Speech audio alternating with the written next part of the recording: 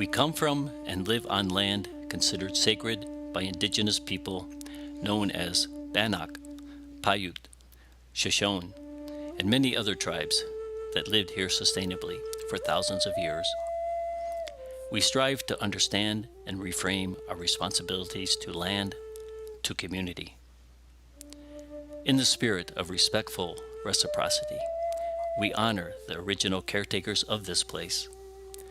We affirm the relationships we have to each other, including our relations to animals and insects that inhabit the water, land, and sky. We recognize the relationship, the responsibility to quiet creeks, rushing rivers, rustling grasses, to sprawling forests, to the brilliant palettes of the sky, to the roots that grip the soil, to the earth beneath our feet. Water is life.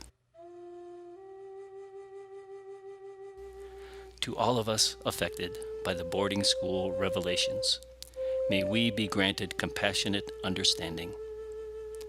May we find healing in the harm that lives in our history. We honor and support the right to sovereignty for our indigenous neighbors. We acknowledge that a land acknowledgement is not enough. Now, let us breathe together. Let us take a moment to enjoy the delicious air, the oxygen provided by tree. Hold to the warm light of sun. Consider the solidity, the groundedness of earth. Flow with refreshing, life-giving water. Let the mud settle.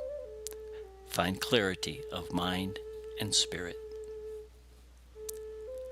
Welcome our ancestors. Enjoy this present moment together.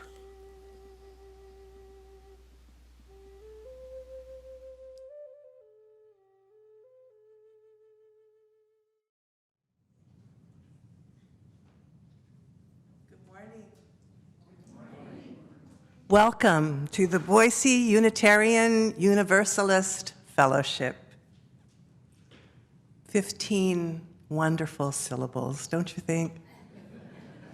A community gathered to nurture spiritual growth, real connection, and faithful action for a better world. All who join us in the spirit of curiosity, love, and justice are welcome this morning. Whoever you are, whomever you love, whatever your life's journey, your presence is a blessing. I am Gwyn Reid, celebrant for today's service. Our minister, Reverend Sarah Lawal, is off this week, and I am joined by Timothy Ellis, our ministerial intern, who will deliver today's sermon.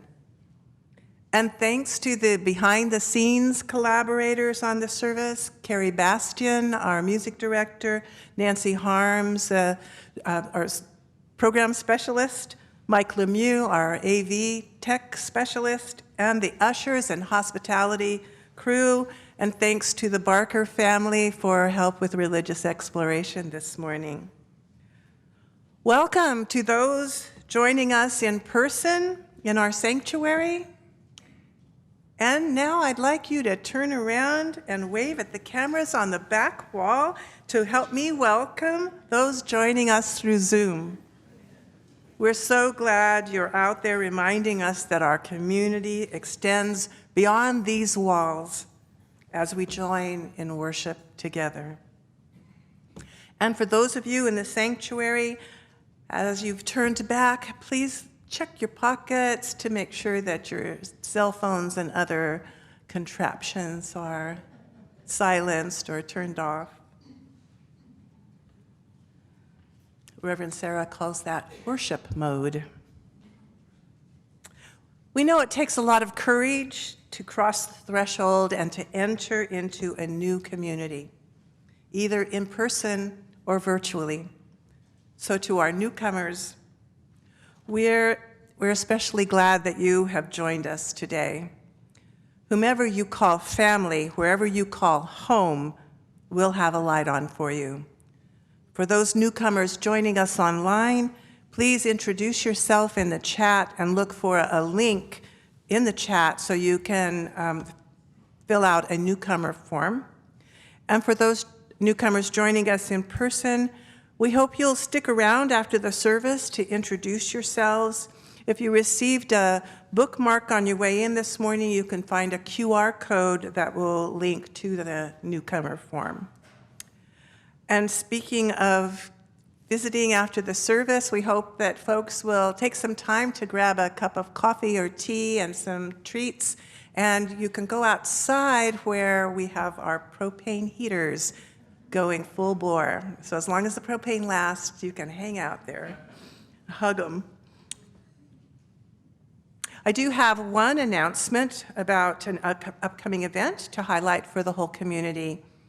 This season, we are working with the Agency for New Americans to provide holiday gifts for two families, an Afghan family of 8 and a Congolese family of 9. If you can participate by providing unwrapped gifts and gift cards by December 11th, please select a tag, looks kind of like this, from one of the giving trees in either of the vestibules.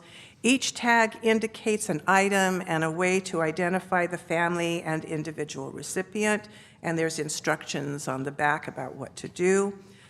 You attach the tag to the unwrapped item that you purchase. Our fellowship donates 25% of our unpledged Sunday offering to support our social justice ministries. For the month of November, it is the Wasmuth Center for Human Rights, working to promote respect for human dignity and diversity through education and to foster individual responsibility to work for peace and justice. We sustain our congregation, our worship events, and our many outreach ministries with our own gifts of time, talent, and money. There are many ways you can make a financial gift online through our website at boiseuu.org, the Vanco Giving app on your phone, or checks by mail, or deposited into the lock boxes at either entrance of our sanctuary. However you choose to give, you nurture our community, and we are grateful. Our spiritual theme for the month is change. In this service, Timothy will share Octavia Butler's Parable of the Sower, which asks us to embrace change in hard times and explores how we can find grace and hope even in the change that scares us.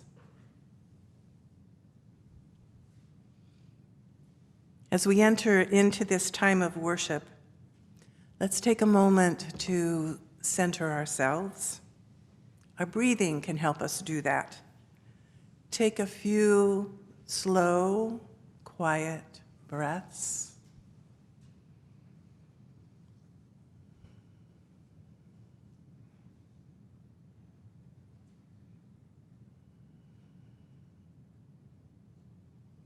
Know that your breath connects us to one another, to our bodies, and to our planet. Our breath offers us the opportunity for stillness, to tune in to our spiritual center, to listen deeply to our heart's own longing. As I read Reverend Kendall Gibbons' poem, I invite you to imagine that the thous and thines are addressed to one person in your past who brought you grace and hope. Thou art the song of my heart in the morning. Thou art the dawn of truth in my soul. Thou art the dew of the roses adorning. Thou art the woven whole. Thine is the grace to be steadfast in danger. Thine is the peace that none can destroy. Thine is the face of the need-riven stranger. Thine are the wings of joy. Thou art the deep, to the deep in me calling. Thou art a lamp that lights where I tread. Thy way is steep, past the peril of falling. Thou art my daily bread. Thine be the praise of my spirit uplifted. Thou art the sea to each flowing stream. Thine be the days that are gathered and sifted. Thou art the deathless dream.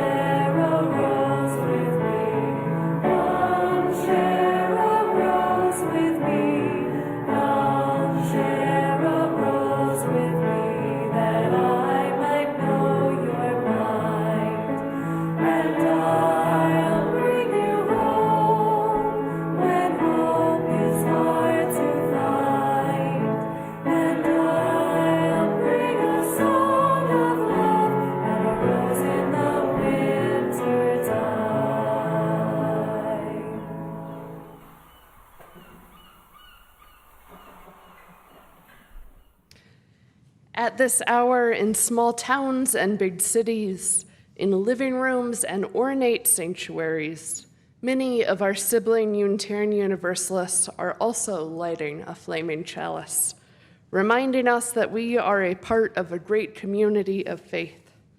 Today we have a young chalice lighter with us, who is Adelaide Barker, I think a second-time chalice lighter. We invite a child to light the chalice every week as we recognize the children and youth in our community, our responsibility to them, and the future we're building together. Adelaide Barker her parents are Reese and Michael Brother, and brother is Dublin Barker. As she lights the chalice here in the sanctuary, for our virtual community, if you have a chalice nearby, you're invited to light it with us this morning and then share in the chat where the chalice is lit. Are you ready? Yes. Oh. Thank you. So very fast. All right. With our collective chalices lit in all of our spaces, we offer you this call to worship from Reverend Dr. David Breeden, called Change Is. It's the only constant, and all that change is. It's the passing of things. It is the passing of all things change is. It is the becoming of all. It is a parade, this change is. It is a dance, this change is. It is the river and the stepping that's never twice. It is the tragedy of all that was, this change is. It is the fear of all that is, this change is. It is the hope of what may be yet, this constant, this change, this ice to water, this day to eternity. Come to the river, step, step, step. Come, let us worship together. And now we'll move into our time for all ages. Today we're watching. It's called The Parrot and the Eagles and is presented to us by Reverend Laura Randall from the Unitarian Universalist Service Committee.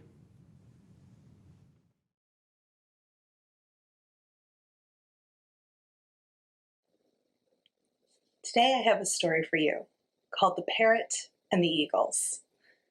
This story is adapted from the Takata Tales, a collection of Buddhist stories from India. Once upon a time, a long time ago in an ancient forest, there lived a little green parrot. This parrot loved the forest. She loved the great big trees and the dappled sunshine. She loved her friends, the sloth and the anteater. She loved flying through the forest canopy and looking for yummy fruit in the branches. Sometimes, when she was feeling adventurous, she would even fly up and out of the forest. From there, she could see the river, which ran through the valley like a silk ribbon, and the mountains, which surrounded the forest, their tops disappearing into the clouds. Sturdy goats lived in the mountains, and giant eagles built their homes there. One day, the parrot woke up from a nap and found that her nest was surrounded in smoke. The forest was on fire.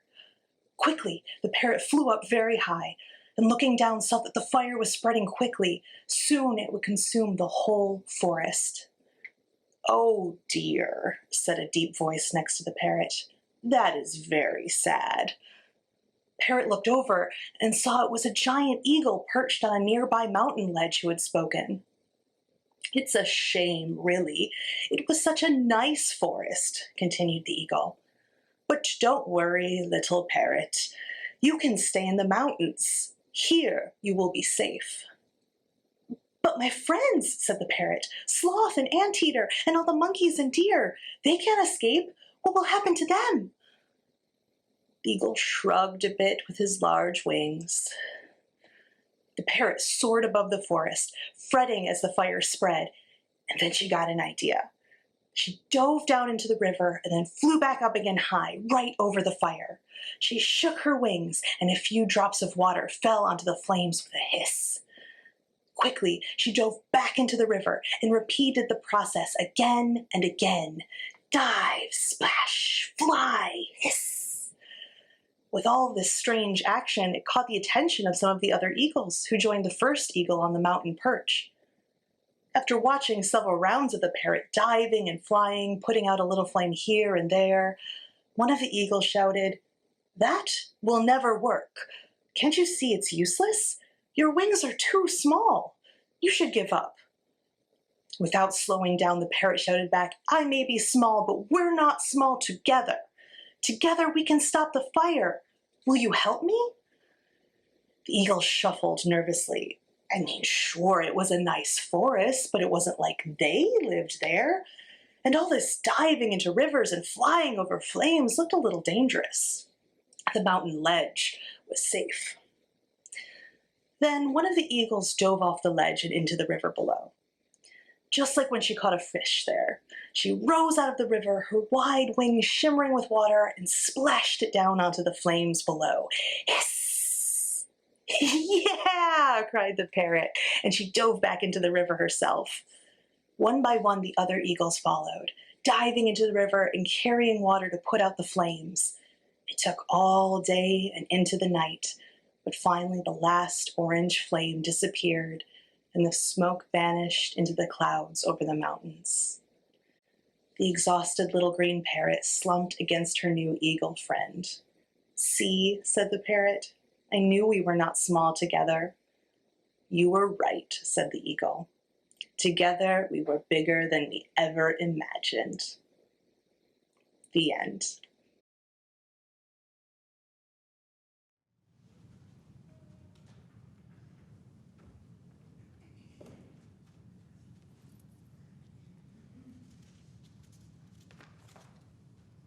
And now I invite the congregation to join in our community blessing as the younger children go to their religious exploration class.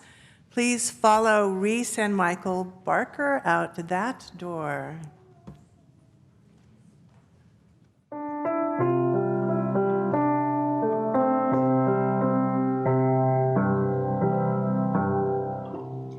May your mind be open to new learning. May your lips bring truth into the world. May your heart know love and your hands do the work of justice as you go your way in peace. As you go your way in peace.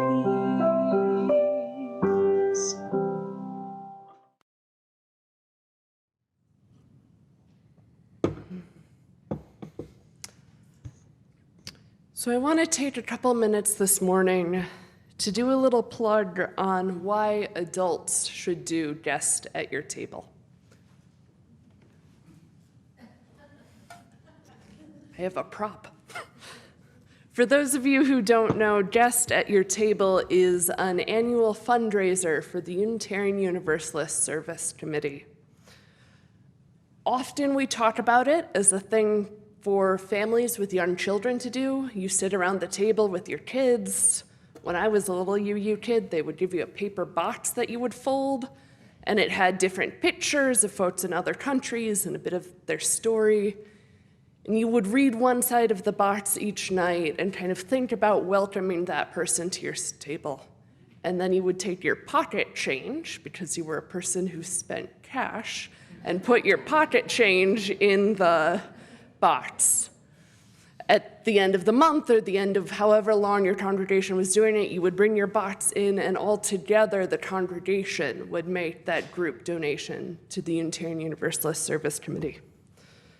I'm going to put the prop back for right now, but on either side of the sanctuary, we have smaller versions of these jars that you can take home and put on your dining room table. I had a chance to spend some time with Heather Vickery last week, who works for the UU Service Committee and is the person that goes around to congregations and gets them involved. She was here to help bless our work with Romel, the asylum seeker that our congregation supported, and also to let us know how we could be a part of providing political pressure and enthusiasm for the Burma Act to support Burmese folks who are suffering from the Burmese genocide. I got to learn a little bit about the efforts of the UUSC, and it made me proud to be a Unitarian Universalist. Guest at Your Table is the largest annual fundraiser each year for the UUSC. The Unitarian Universalist Service Committee forms on-the-ground relationships with small groups doing grassroots efforts. They work with people who have built connections and get direct help to folks. In Burma, they're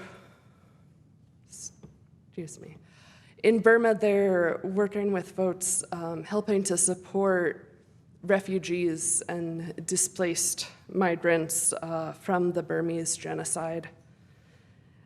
The UUSC makes an effort to grant specifically to those who need it most. They grant to folks who often aren't getting grant money anyway else, folks who don't have time to write a grant application and send it off and wait to see if you ever get anything. To people that no one else is funding.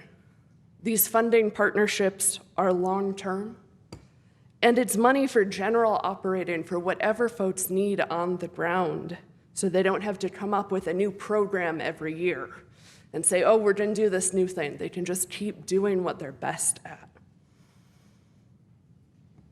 So often, especially in Burma, Heather told us, when we try to give money in the right way or to the official organizations, it ends up in the hands of the military who are perpetuating the genocide.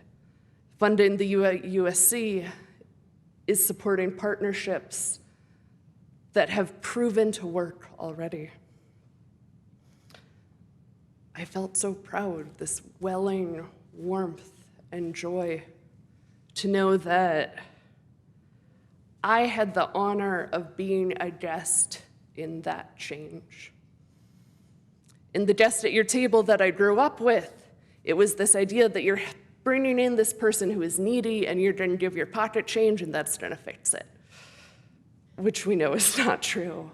But instead that we have the opportunity to be a guest in that change. We are the ones being invited here. And hopefully we get to be the ones to show up. It's an invitation to know, to have hope in knowing that change is real. We're going to talk later today about change being a force of hope in some dark times, and folks in our partnerships and around the world are experiencing some very dark times. It is an invitation to connection, to welcome, but to know that we can be in that together. So I invite you to take one of the guest at your table jars and put it on your dining room table. If you're not a person who has pocket change anymore, you can get make little slips of paper and each night write down, I'd put $2 in here, I'd put $5 in here, and at the end of the time, count up all those and write a check or make a donation online. The UUSC website has information on these partnerships, the partnerships that can be disclosed. Some are so in the work that they can't be disclosed to protect those doing that work. And I invite you to take a moment, whether it's each night or each week, to think about how we're being invited in, how we are being invited to be a guest at this holy table of so many people making change. And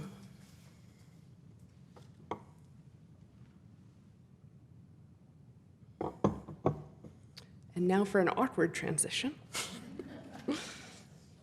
So now we'll move into the reading. My sermon this morning talks about a theology of change and hope that grows from Octavia Butler's 1993 science fiction novel, Parable of the Sower. I know that Reverend Sarah mentioned this novel and its main thesis in one of her sermons earlier this month, but we're going a little bit deeper into it today. To start, you'll need to know a bit more about the novel itself and the new type of religion that the main character, Lauren, develops. It's a dystopian novel set in the year 2024. Yeah. It gets either better or worse, depending how you look at it. in the aftermath of climate change and rising fascism, which, yeah, doesn't sound familiar at all.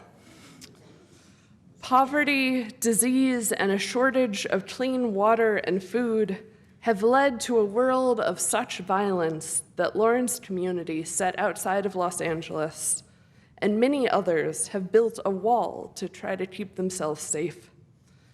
Still, in this time of fear, Lauren is studying survival skills and starting to think about a new type of religion that can answer the chaos and pain of her present moment. After the wall is violently breached, Lauren and a few other survivors head north, looking for safety. The book is a series of journal entries, with each chapter prefaced by a snippet from a sacred text that Lauren is writing. She calls the religion Earthseed, and the text is Earthseed, the Book of the Living. The key passage summarizing the Earthseed religion and the most commonly quoted excerpt of the novel itself reads, "All that you touch, you change. All that you change, changes you. The only lasting truth is change. God is change." I'll read it again. All that you touch, you change. All that you change, changes you. The only lasting truth is change. God is change. Our reading today is a longer piece of dialogue between Lauren and Travis, a man Lauren meets while walking north, who becomes Earthseed's first convert. The passage explains what it means for God to be change. Gwyn will read for Travis, and I'll read for Lauren.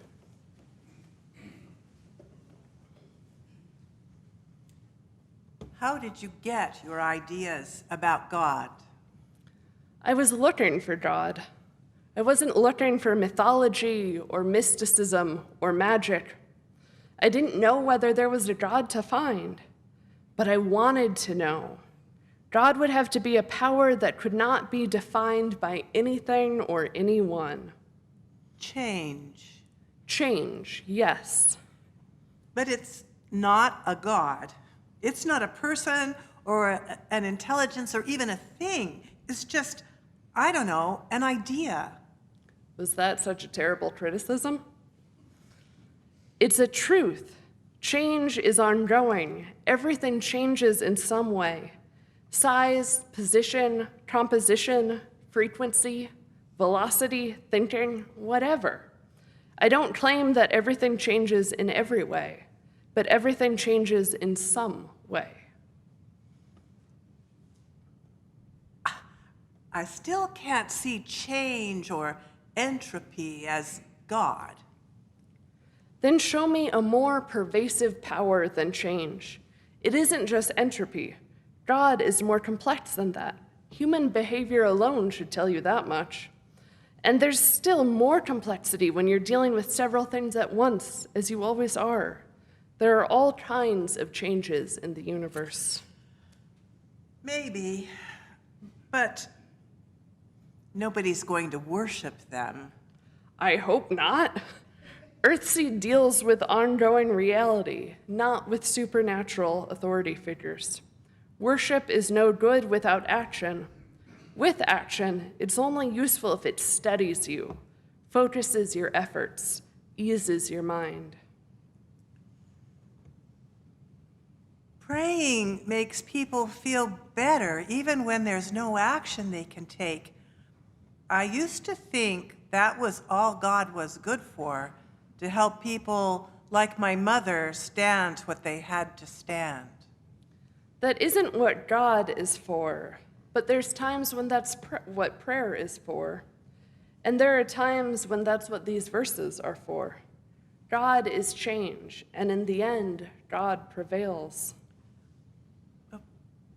What's the point of Earthseed? Why personify change by calling it God? Since change is just an idea, why not call it that? Just say, Change is important. Because after a while, it won't be important. People forget ideas. They're more likely to remember God, especially when they're scared or desperate. Then they're supposed to do what? Read a poem? Or remember a truth or a comfort or a reminder to action. People do that all the time. They reach back to the Bible, the Talmud, the Quran, or some other religious book that helps them deal with the frightening changes that happen in life. Change does scare most people. I know, God is frightening. Best to learn to cope. Your stuff isn't very comforting. It is after a while. I'm still growing into it myself. God isn't good or evil, doesn't favor or hate you, and yet God is better partnered than thought. Your God doesn't care about you at all.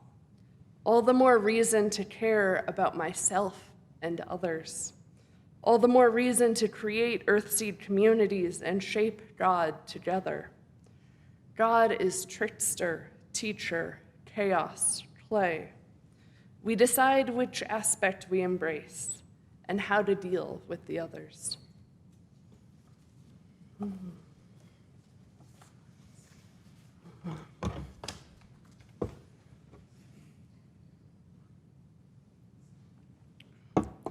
Each week, we take time to acknowledge the many joys among us and to grieve our many sorrows and losses, so that we might lift the burden for each other and receive the blessing of this community. A reminder that you can submit your joys and sorrows online each week via the link on our website or the bookmark on your the QR code on your bookmark. Our virtual community will continue to share joys and sorrows in the chat. We combine our collective joys and sorrows every month and share them in a community-wide email. It is through our sharing with one another that we forge deep bonds of community and connection. As we begin, I have these joys and sorrows from our Booth community. Sharice Davis continues to heal slowly after another surgical procedure. She's doing well and is mostly just so relieved to have this hopefully final step behind her. And on a most joyous note, Monday was the 3rd-year kidney anniversary for her and her recipient, who is living an amazing life with his beautiful family in Utah. They celebrated with love and tears and joy from both sides. Diane Schwabe shares that her daughter-in-law Heather has returned temporarily from the Mayo Clinic in Rochester, Minnesota, until it is determined that her body can receive a new liver. It's a long haul. She's functioning well, but remains jaundiced and is easily tired. And Diane's daughter, Jennifer, finally had her shoulder surgery in November. She came through great. Trish McCarthy had the pleasure to attend a cousin's 60th birthday celebration in Florida with 25 other sisters, cousins, daughters, and nieces. During the weekend, their mother, Trisha's aunt, passed away. It evolved into an intimate, magical sharing experience of life, love, transition, and joy due to their connections and friendships. As bonus points, Trish got in a 2-day visit with her 89-year-old dad. Dorothy Vanderpool shares her joy and happiness of having her family join her to celebrate her 90th birthday after being separated too often these past 2 years due to COVID and Dorothy's cancer treatments, which are going well. Dorothy would like to thank our congregational care team in driving her to her appointments. She looks forward to the end of COVID so she can visit with her Booth friends again. I'd also like to take a moment to hold and recognize some of the senseless violence and death in the past few weeks. The deaths of the students in Moscow at U of I. the shooting in Atlanta last night, and the shooting at the J Bar in Colorado Springs last week. Those sorrows weigh on us. If you are holding someone or something in your heart this morning, I invite you to speak their name aloud into this community of love, that we may hold them with you.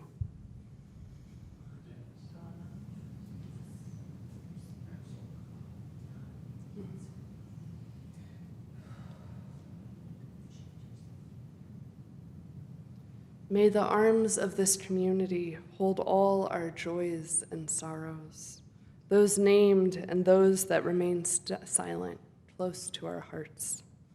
May we feel the grace that surrounds us and be transformed by the spirit of life and love, with warmth to celebrate our joys and with gentleness to soothe our aching hearts. Breathe with me. Fill your body with breath. Breathe into this sacred space.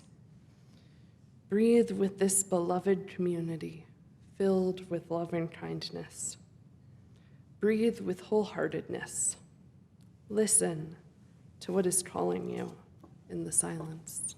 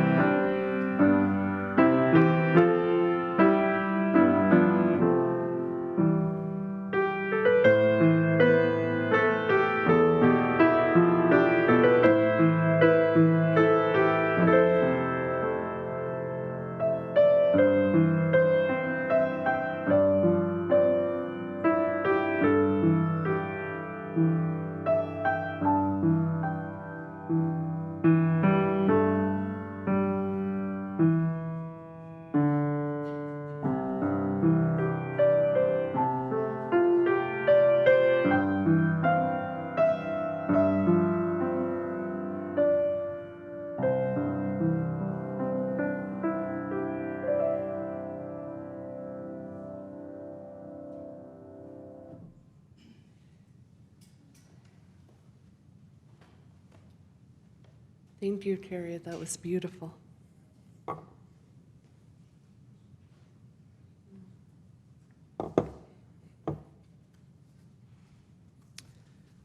Octavia Butler's novels, and Parable of the Sower in particular, have inspired progressive activists and communities over the past 30 years.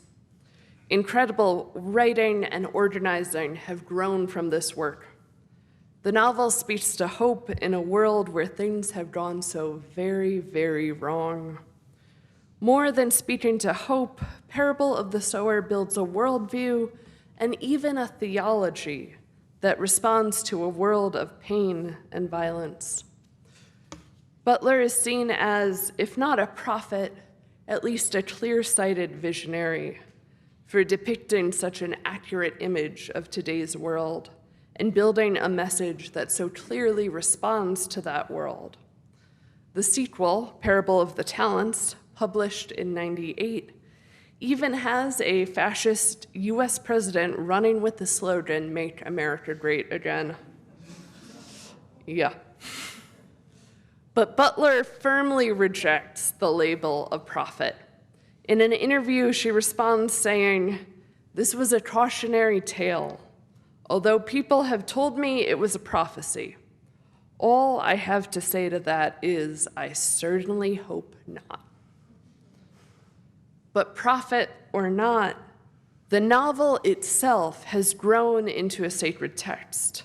The chapter prefaces that are a part of Earthseed, the book of the living, are meant to be parts of a sacred text, but the novel itself tells stories of pain, of danger, of commitment and hope. The novel, the story-based meaning-making that surrounds these passages, has become some of the true sacred text. The author, John Green, describes the hope found in Parable of the Sower as the hard-won, uneasy hope that actually means something. A hard-won, uneasy hope that actually means something. That sounds like the type of hope we need today, doesn't it? Lauren's world is a world of pain. Our world has that too. And yet we have to figure out how we can go on. What gives us meaning to persevere? What can give us hope? The God we're talking about today, the God of Earthseed, the God of change, is one for the sacred and desperate, as Lauren says. There is no certainty. Everything feels like it is going the wrong direction, and it is hard not to feel hopeless in that. The one constant that Lauren can find, the one idea or being she can rely on, is change. The Earthseed religion doesn't focus on building a utopia, but instead on accepting and responding to the current moment, to understand it, for all of the pain and suffering that it may be, and then to move in it, knowing that change continues constantly, and in that change, we just might find hope. A few weeks ago, I was taking an Uber ride here to Booth. I'd already told the woman driving what I do for work, and she mentioned that she had recently moved to Idaho. And can I just mention, in Boston, you don't have heartfelt, meaningful conversations in Uber rides. One of the biggest changes I've noticed. So I asked the driver, "Oh, why did you move here?" And while maintaining direct eye contact in the rearview mirror, she looks me dead in the eye and just says, "God." Nothing else. No explanation, no further sentence. I eventually recover myself after a few moments and the conversation goes on. I later told the story on 2 separate occasions, and each time, 2 separate people who did not know each other kind of looked at me sideways and said, "But that's sort of why you moved too, right?" And to be honest, I still don't know what to do with that response. It raises my heart rate and almost turns me back into an 8-year-old wanting to stick out my tongue because I have no words to respond to that with. Because they're not totally wrong, and that makes me really uncomfortable. My partner and I drove across the country from Boston to move here, which leaves you with a whole lot of time to think. We're driving in the country, passing road signs telling us about God and that we must repent for our sins. And I'm just sitting in the passenger seat trying to find words for what is the point of religion? What is it? What is the force or the meaning that compelled me to pack up my life and move my family to a place that is so very unlike Boston, Massachusetts? And while I know for myself that whatever force or God answering that question is much more like the God of Earthseed rather than the God of the Uber driver, it still scares me. It scares me. And I think that's because whatever the answer is, it feels bigger than me. And I don't know where it will end. At this year's Unitarian Universalist General Assembly, the Reverend Gretchen Halley spoke about the point of Unitarian Universalism. And it was a point I understood from growing up in a UU congregation in Wisconsin. A voice for liberal religion in places where folks need something to hold on to. What that really means is a solace and an energy that can carry us through some hard places. And that feels like something I'm willing to be called by, something I'm willing to be connected and responsible to.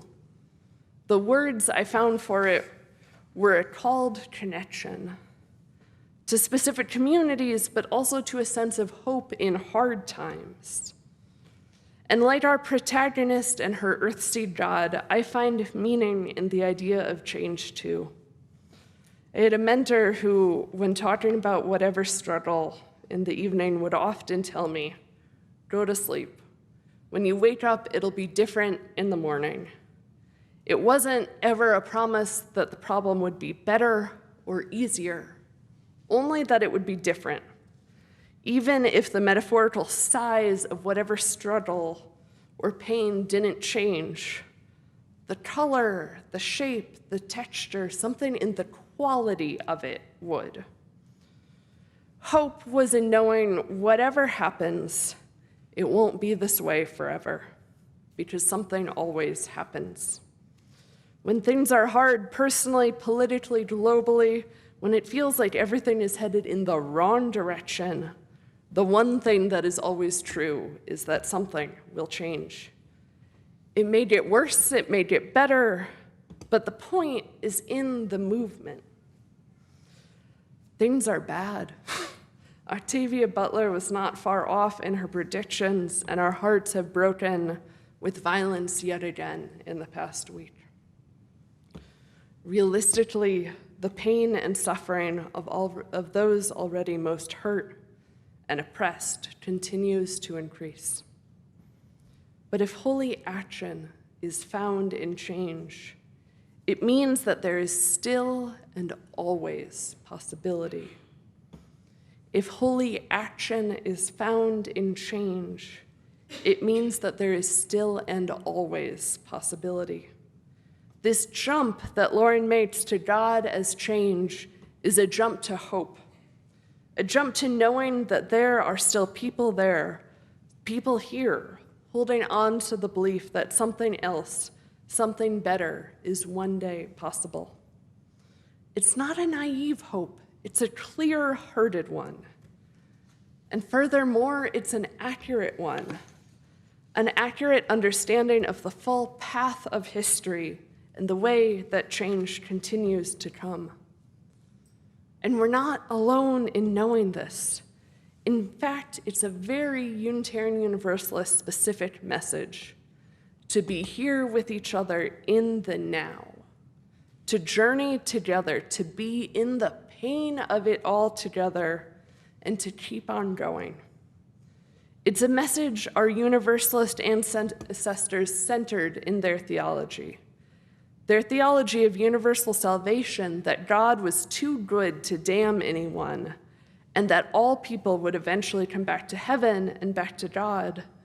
That theology came with a fierce commitment to justice. Because if all people go to heaven, then the real hell is the pain that we inflict on each other right here on earth. The real hell is what we're doing to each other here on earth. And so the point of it all, the point of the religion for those 16th and 17th century Universalists, and for us as present-day UUs, is to act here on earth, to do what we can to decrease the suffering and pain in the now, knowing that it will not be fully fixed or changed by us. They did understand it as hell, after all. But that there is hope in the reality of change, because the Universalist God has never been one of resignment. It was a God that was articulated as love for absolutely all people. It has never been one of resignment. It may be a God of grief and sorrow, one of accompaniment in deep pain and in the horror of the very real harms that humans cause. But this Universalist God has never been one to sit down, to be one of resignment. Another passage from Earthseed, the Book of the Living, reads, "Changes. The galaxies move through space. The stars ignite, burn, age, cool, evolving. God is change. God prevails." Which means that change prevails, and hope too, a hard-won, uneasy hope that can actually mean something.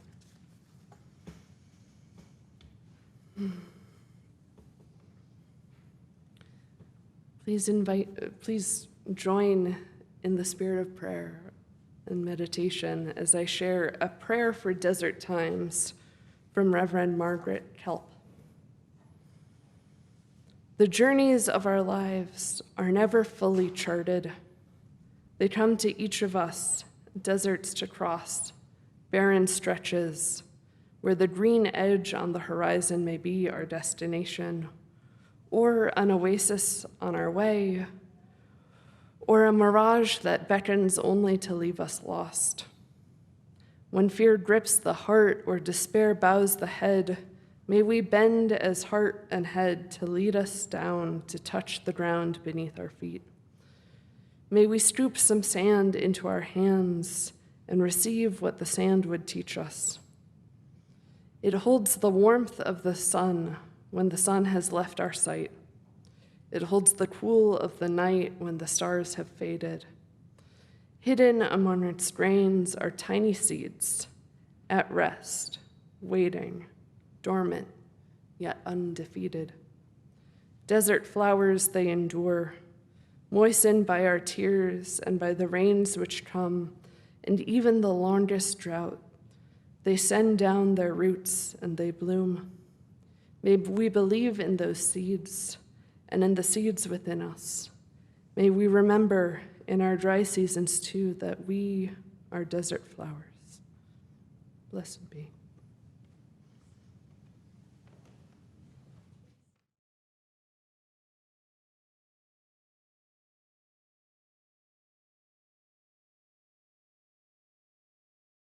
Ching.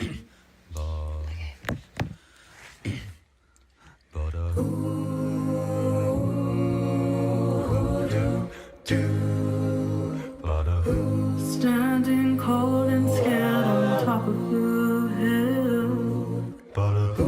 Came one moment when I lost my will. I prayed for mercy, Lord, please take me away. Bring back sunshine. The past had a hold on me, it can't be denied. But the changes didn't come easily. I've been lonely, I've been cheated, I've been misunderstood. I've been washed up, I've been put down, told I'm no good. But with you I belong, 'cause you helped me be strong. There's a change in my life since you came along. Whoa, whoa, whoa, yeah. Now I don't mind working so hard every day, and I don't pay no mind to what people say. But after all of the pain I've been through, I'd give up everything, just love only you. But all of my life I've walked with my head bent in shame. But now I found you, and with you I remain. Oh, I've been lonely, I've been cheated, I've been misunderstood. I've been washed up, I've been put down, and told I'm no good. But with you I belong, 'cause you help me be strong. There's a change in my life since you came along. Whoa, whoa, whoa, whoa, whoa, yeah. Now man gets crazy when his life is all wrong, and our hearts gets weary when it doesn't belong. When the road gets rocky, Lord, you got to keep on. Let the new light come shining all through.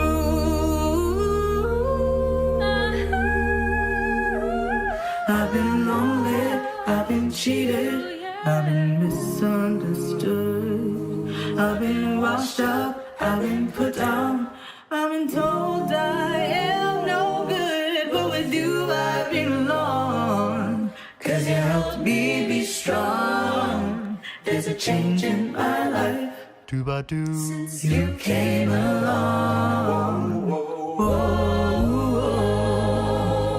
whoa, yeah. I've been lonely, I've been cheated, I've been misunderstood. I've been washed up, I've been put down, told I'm no good. But with you I belong, 'cause you helped me be strong. There's a change in my life. You came along. I've been lonely, I've been cheated, I've been misunderstood. I've been washed up, I've been put down, told I'm no good. But with you I belong. There's a change in my life since you came along. Whoa, whoa, hey, whoa, yeah. Whoa,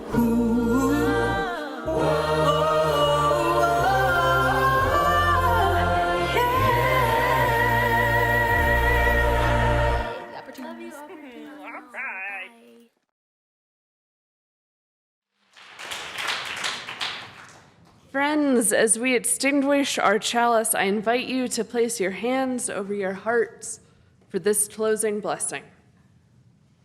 Blessed is this ground on which we stand. Holy is this place. Holy are the places of memories, the places which have formed us, where we store the icons of success and shattered dreams, and gather threads and pieces of what we would become. Holy are the places of memory. Holy are the places of change and pain, the places of our struggle, where the rivers of our lives run white and fast, and we hold on and grow. Holy are the places of change and pain. Holy are the places of becoming, the places of clear vision where life and world are intertwined, and we can see forever in this moment and give thanks. Holy are the places of becoming. Blessed is this ground on which we stand. Holy and whole making is this place.